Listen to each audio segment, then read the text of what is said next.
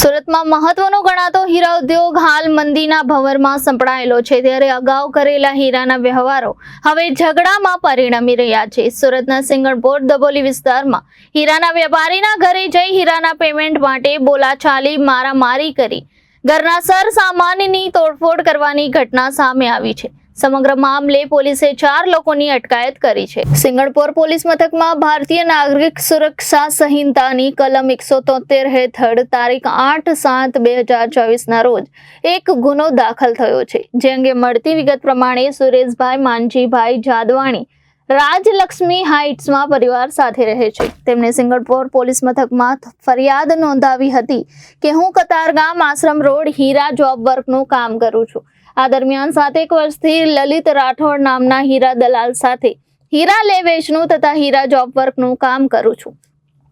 ગત દિવાળી વખતે મેં હીરા દલાલ લલિત રાઠોડ પાસેથી પોલિશ્ડ હીરાનું એક પેકેટ ખરીદ્યું હતું, જેની કિંમત 13,50,000 હતી, જેનું પેમેન્ટ લલિત રાઠોડને આપવાનું હતું। પણ હીરા દલાલ લલિત રાઠોડ મારા સંપર્કમાં આવ્યા ન હતા, ત્યારે 1 મહિના પહેલા હર્ષદભાઈ શામજીભાઈ ડેડી મારા ઘરે આવ્યા અને લલિત રાઠોડને ચૂકવવાનું નીકળતું પેમેન્ટની ઉઘરાણી કરવા લાગ્યા।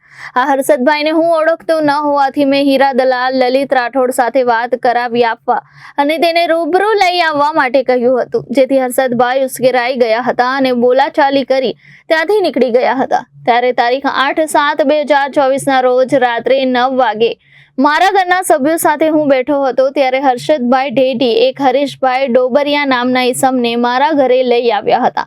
આ દરમિયાન હરીશભાઈના હાથમાં લાકડી હોવાથી હું ગભરાઈ ગયો હતો। બંને જણ મારા ઘરમાં આવ્યા અને હીરાના પેમેન્ટ બાબતે ઝઘડો કરવા લાગ્યા હતા, જેથી મેં બંનેને આવું ન કરવા જણાવ્યું હતું, જેથી બંને ઉશ્કેરાઈ ગઈ ગાડી ગલોચ કરી હતી અને ઘરના સામાનની તોડફોડ કરી હતી। બંને લોકો તલવાર લઈને આવ્યા હતા, જેથી મારા દીકરાએ તે તલવાર ઝૂંટવી લીધી હતી અને મારા પિતરાઈ ભાઈને ફોન કર્યો હતો। આ દરમિયાન હર્ષદ ડેડીએ તેના નાના ભાઈ હિતેશ ડેડીને બોલાવ્યો, જેથી તેનો ભાઈ હિતેશ એક હસમુખ સુતરિયા નામના ઈસમને લઈ મારા ઘરે પહોંચ્યો હતો અને 4 જણાએ મળી મારા પિતરાઈ ભાઈ સાથે અને મારી સાથે માટાકૂટ કરી હતી અને મને ગાળ ગલોચ કરી જાનથી મારી નાખવાની ધમકી આપતા હતા, જેથી અમે પોલીસ કંટ્રોલ રૂમમાં ફોન કર્યો હતો। હાલ પોલીસે ઘરમાં તોડફોડ કરનાર ચારેયની ધરપકડ કરી કાયદેસરની કાર્યવાહી હાથ ધરી છે।